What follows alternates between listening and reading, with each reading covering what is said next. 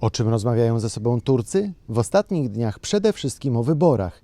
Jedno z bliskowschodnich mocarstw wybiera właśnie prezydenta i pewnie nie zajmowalibyśmy się tym aż tak bardzo, gdyby nie fakt, że to najważniejsze dla Turcji wybory ostatnich kilku dekad. Dlaczego? W tym filmie znajdziesz wszystko, co chcesz wiedzieć o tureckich wyborach. I nie zapomnij nacisnąć magicznego przycisku subskrybuj.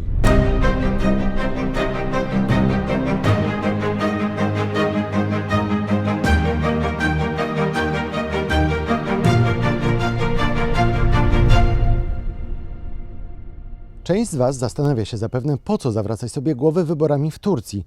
Powodów jest kilka. Turcja to bliskowschodnie mocarstwo, a jeśli dojdzie do zmiany władzy po 20 latach, to będzie to rewolucja w tym kraju. Więcej o tym powiem nieco później. Turcja to też druga armia świata, bardzo ważny członek NATO, chwiejąca się, ale wciąż potęga gospodarcza. No i cel wakacji tysięcy Europejczyków, w tym Polaków. Wyniki wyborów będą miały wpływ nawet na turystykę. A skoro już Was przekonałem, to idźmy dalej. Tureckie wybory to tak naprawdę głosowanie w sprawie tego pana. To Recep Tayyip Erdoğan, który rządzi Turcją od 20 lat. 2 dekady temu był objawieniem i zbawcą pogrążonego w problemach narodu. Teraz jest autokratą, który podporządkował sobie służby bezpieczeństwa, wojsko, media i sądy. Recep Tayyip Erdoğan dotychczas dość gładko wygrywał kolejne wybory. Teraz jednak jest zupełnie inaczej, a przedwyborcze sondaże pokazują, że może przegrać. Oczywiście część z Was ogląda ten film już po wyborach i zna wyniki, ale nie psujmy innym niespodzianki i idźmy dalej. Ten pan to główny rywal Erdoğana. To Kemal Kılıçdaroğlu, 74-letni polityk, który jest wspólnym kandydatem większości partii opozycyjnych. I choć do charyzmy Erdoğana mu daleko, to sondaże twierdzą, że ma spore szanse na prezydenturę. W tych wyborach jest tylko jeden temat – gospodarka. Turcja za czasów Erdoğana przeżyła cywilizacyjny skok, ale w ostatnich latach sytuacja wielu osób gwałtownie się pogarszała. Wartość waluty dramatycznie spadała, a inflacja sięgała momentami nawet 88%. Teraz jest na poziomie około 44%. I nawet zagorzali zwolennicy Erdoğana przyznają, że żyje im się coraz gorzej, bo wszystko jest coraz droższe, a pieniędzy jest coraz mniej. I to właśnie prezydenta Erdoğana i jego nietrafione decyzje gospodarcze obwinia się za taki stan rzeczy.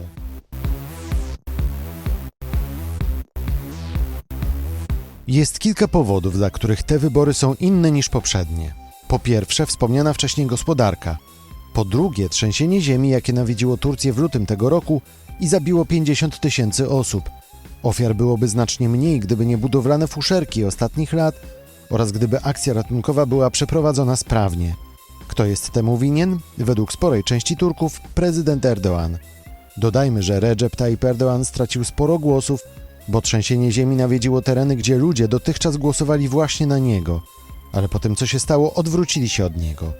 Po trzecie wreszcie to, że opozycja po raz pierwszy od lat zjednoczyła się i wystawiła jednego kandydata. Jest kilka wyborczych scenariuszy, choć jeśli oglądacie ten film po wyborach, to wiecie już, co się stało i możecie śmiało przeskoczyć do rozdziału 5. W każdym razie te główne scenariusze to zwycięstwo Erdoğana lub Kılıçdaroğlu w pierwszej turze albo zwycięstwo jednego z nich w drugiej turze. Sondaże pokazują, że obaj kandydaci mają poparcie oscylujące wokół 50%, więc niewiele trzeba, by któryś z nich wygrał już w pierwszej turze. Ale sprawa nie skończy się na wieczorze wyborczym, bo jeśli wygra Kılıçdaroğlu, to niewykluczone, że prezydent Erdoğan nie będzie chciał oddać władzy i odda sprawę do Sądu Najwyższego, a ten obsadzony jest jego ludźmi. Część znawców Turcji mówi nawet o wariancie siłowym. Bardzo prawdopodobne są natomiast wielotysięczne protesty zwolenników prezydenta. A jeśli wygra Erdoğan, to także można spodziewać się wielotysięcznych protestów, ale opozycji. Zwłaszcza jeśli władze będą oszukiwać, a to zdarzało się w Turcji nieraz. Innymi słowy, pierwsze wyniki wyborów nie powiedzą jeszcze, co dalej stanie się z Turcją.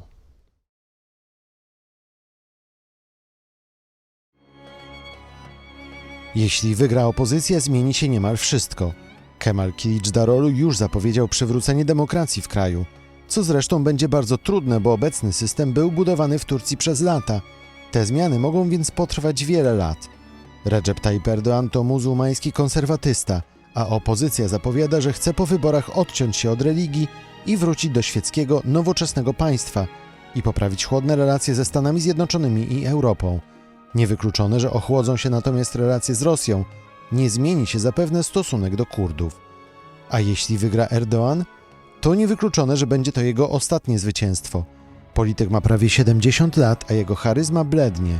Przez następne miesiące możemy być świadkami rozpadania się systemu, który zbudował Erdoğan.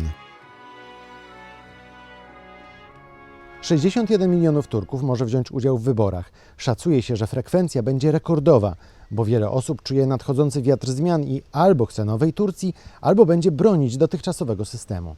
Zostawcie swój komentarz pod tym filmem i subskrybujcie kanał podcastu Świat na YouTube. Mamy dla Was znacznie więcej niebanalnych historii z Bliskiego Wschodu i z innych części świata. Takich jak fascynująca historia 2 dekad Erdoğana. Link do tego odcinka widzicie właśnie na górze ekranu. I koniecznie powiedzcie też o nas swoim znajomym. Do zobaczenia.